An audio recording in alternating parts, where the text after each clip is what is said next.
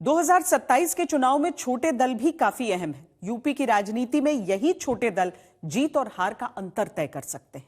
इसमें चिराग पासवान की भी एंट्री हो चुकी है।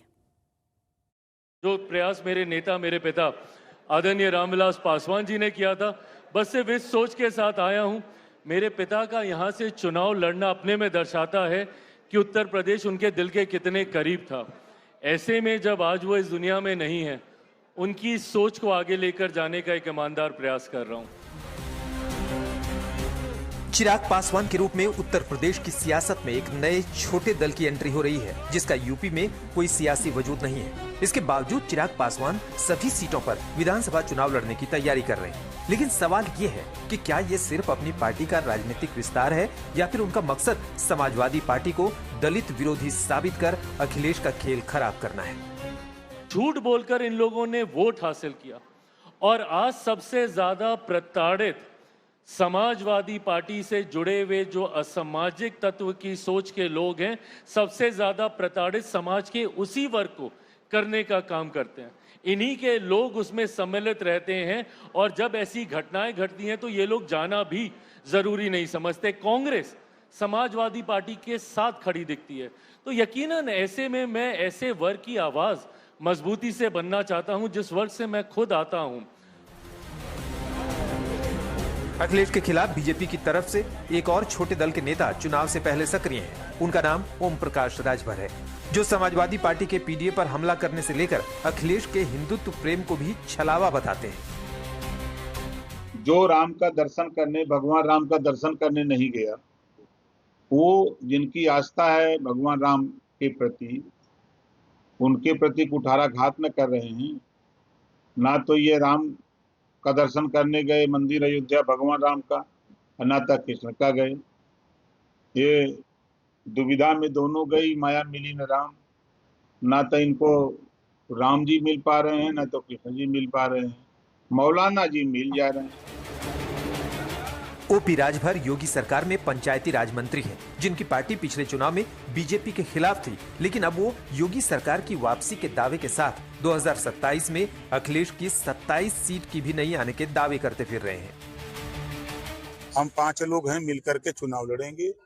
भारतीय जनता पार्टी, निषाद पार्टी, अपना दल, राष्ट्रीय लोक दल और भारतीय समाज पार्टी 2017 से भी ज्यादा सीटें जीतेंगे। आप घटनाएं उठा के देखो, जो घटनाएं घट रही हैं समाजवादी पार्टी की तरफ से, बाजा तो अभी बजा रहे हैं सपाई कि आवधी भैया का सरकार कट्टा सट्टा के घरे से उठा ले रे, बजट हो ना। अगर ये गाना आपके घर का कोई बहन बेटी सुन ले, भाई नौजवान सुन ले, तो क्या करेगा। बीजेपी पिछड़ों की राजनीति करने वाले ज्यादातर छोटे दलों को साथ रखकर चुनाव में उतरने की तैयारी कर रही है। वहीं समाजवादी पार्टी और कांग्रेस में गठबंधन से पहले ही जुबानी हमले हो रहे हैं। कांग्रेस जहां सम्मानजनक 100 से ज्यादा सीट मांग रही है, तो वहीं अखिलेश जीत को ज्यादा महत्व दे रहे हैं।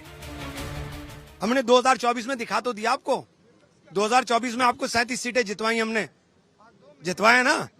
अब ये जो बार बार बोलते हो, वरना 2022 में जीत लिए होते ना, अब सरकार बना ली होती इतने सीट के ऊपर। तो एक कम्युनिटी को आप नाम लेते हुए डरते हो, मुसलमान का नाम नहीं लेना चाहते, दिक्कत ये है। और अपने इन चिंटुओं से हमले कराते हो मुझ पर, मुझे क्या फर्क पड़ रहा है।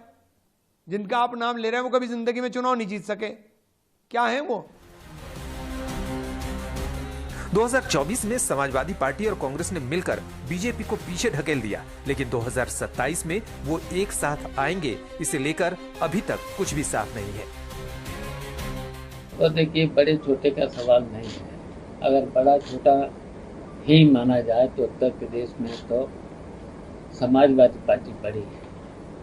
सीटों के गठबंधन की बात कहां तक पहुंची है? देखिए, ये सब गठबंधन की बात तो हमारे राष्ट्रीय नेता और कांग्रेस के राष्ट्रीय नेताओं में बातचीत होते होगा और हो जाएगा। 2024 में कांग्रेस ने 17 सीटों पर चुनाव लड़ा था, जिसमें से वो 6 पर जीत गई। ऐसे में कांग्रेस इन क्षेत्रों में आने वाली करीब 85 सीटों पर सीधे सीधे दावेदारी करती बताई जाती है। पार्टी को लगता है कि इस बार कांग्रेस के लिए पहले से अच्छी संभावनाएं हैं, लेकिन समाजवादी पार्टी का जोर जिताऊ उम्मीदवारों के आधार पर सीटें बांटने की है। हालांकि समाजवादी पार्टी की तरफ से आज तक से कहा गया कि दोनों दल मिलकर चुनाव लड़ेंगे।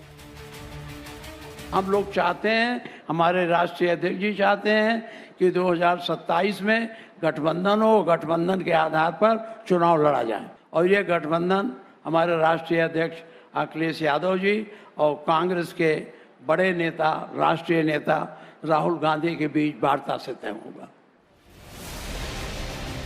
समाजवादी पार्टी के लिए 2027 का चुनाव करो या मरो का है। इससे पहले पार्टी 2 चुनाव हार चुकी है। कांग्रेस के अलग लड़ने पर वोटों के बंटवारे का जोखिम उठाने के लिए पार्टी कितनी तैयार है, इस पर सीटों के बंटवारे का भविष्य तय होगा।